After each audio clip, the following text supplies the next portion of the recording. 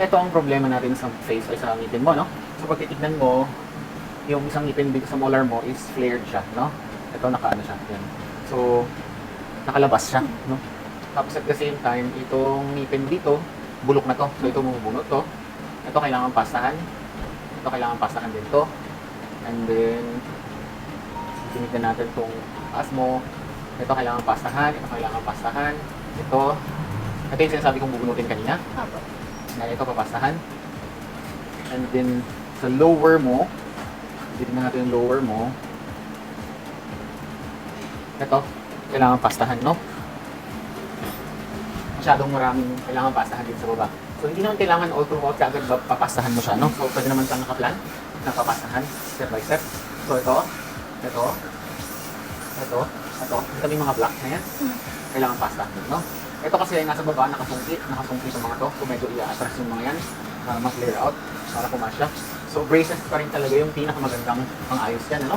And then, dun sa other side, pag titignan mo tong ngipin mo rito, medyo hindi maganda yung pagkakaayos niya, no? So, ayusin din yan. And then, punta tayo sa x-ray mo.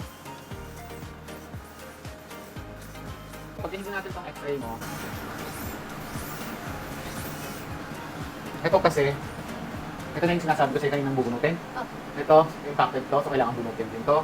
Ito yung ngipin mo, pag gano'n ang higa, nakahiga siya, imbes din nakatayo siya, pag gano'n yung tubo niya. So ito kailangan mabunot din. Same as here, medyo tilted siya, so hindi talaga siya makakalabas.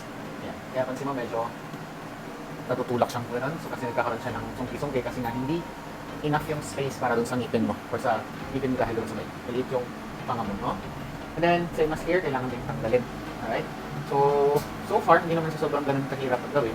Pwede naman siyang gawin ng step-by-step process. Alright? May question ka nga?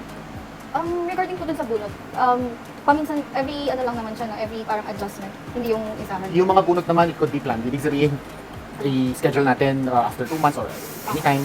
Ganon. Then yung pasta, same as ganun din. Okay. So mapagdaanhan natin. So ganun yung x-rays mo, panoramic x-ray mo. So far, kung may questions ka pa later as we go on with the treatment, okay lang naman. Medyo nasa gitna naman yung midline mo, so yung sabihin nagtama naman siya, so okay lang yan. So, ganun, okay? So kung may questions ka, pwede naman later. Alright.